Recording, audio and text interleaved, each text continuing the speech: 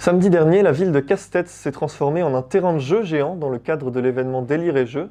Tournois de jeux vidéo, jeux de société, jeux gonflables, bornes d'arcade et anciennes consoles, des enfants aux grands-parents, tout le monde a pu trouver son bonheur.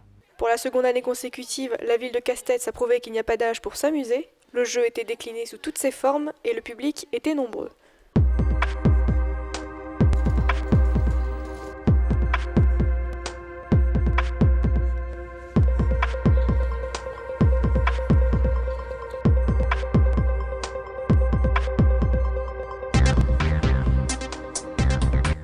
Cette année, l'idée c'est de rappeler les origines des jeux vidéo et des jeux de société, et donc de faire un lien un peu entre les deux avec des jeux traditionnels aussi en bois.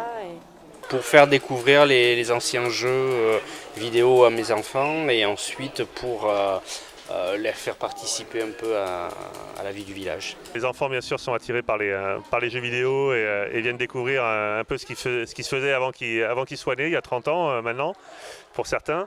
Et on voit surtout les parents venir et se souvenir un petit peu des premiers jeux qu'ils avaient et de replacer ça un petit peu dans leur mémoire avec leurs enfants. Donc ça fait un peu transmettre les souvenirs d'une génération à une autre. On a fait un laser game, on a essayé des petits jeux, des jeux de société. Et là, pour l'instant, on est en train de faire le tournoi de Mario Kart. Pixel art.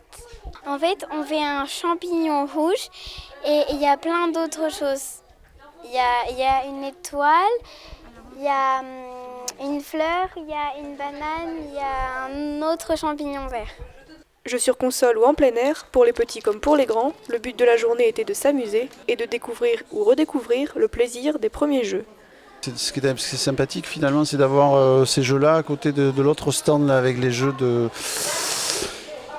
informatiques, qui fait que on peut voir un petit peu l'évolution des choses, mais c'est des jeux.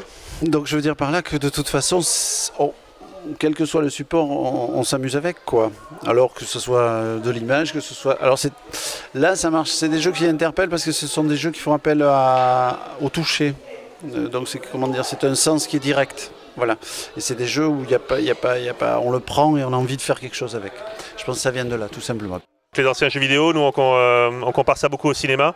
C'est-à-dire qu'un nouveau jeu vidéo, il peut être très très bien. L'ancien, c'est pas pour ça qu'il est obsolète. Donc on voit très bien quand on remet des jeux vidéo d'il y a 20, 30 ans, que les enfants s'y amusent tout aussi bien que ceux de maintenant. Je préfère les anciens, je trouve que c'est meilleur. Je sais pas, je trouve que le décor déjà c'est mieux.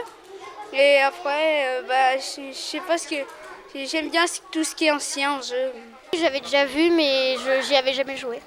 Je joue pas forcément, à part peut-être sur la tablette, mais voilà. Moi, je ne joue qu'aux jeux de société, là ça me change.